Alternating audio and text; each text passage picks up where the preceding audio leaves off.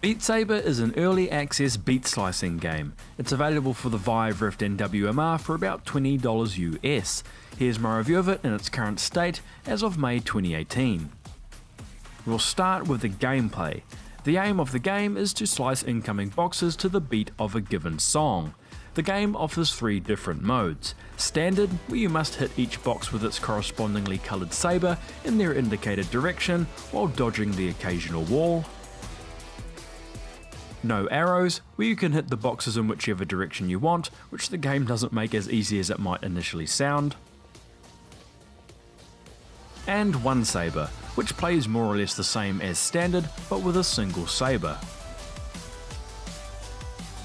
The game also offers a party mode, which allows each score to be entered under a different name, which can then be tracked on a local leaderboard.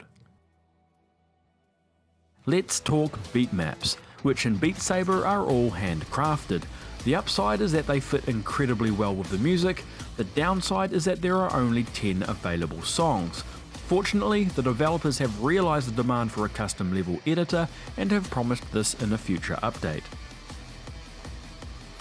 Now for difficulty. The game offers 4 difficulty settings in all but one saber mode, where the only option is expert, which seems to me like an odd restriction.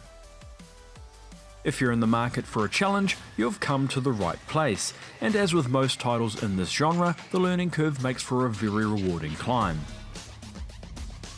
If you're shooting for a spot on the leaderboards, the game only lets you miss so many times before it's game over. You can alternatively enable no fail mode, but as you might guess, this disqualifies your score.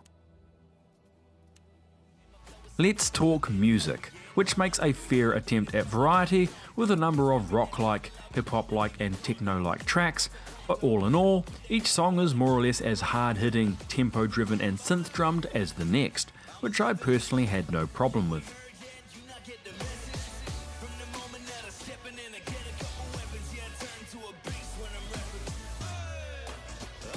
On to graphics.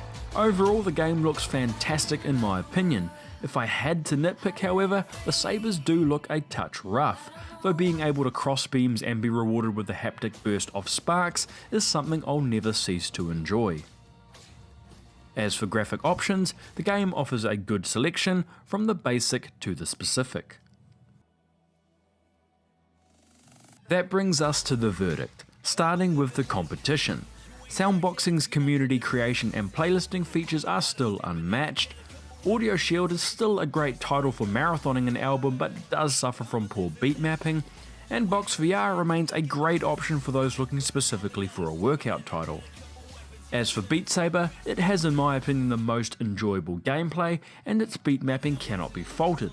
The fact that custom songs are currently not officially supported does somewhat blunt its competitive edge, but all said, it's definitely worth the price and a must-have for anyone with an interest in the genre.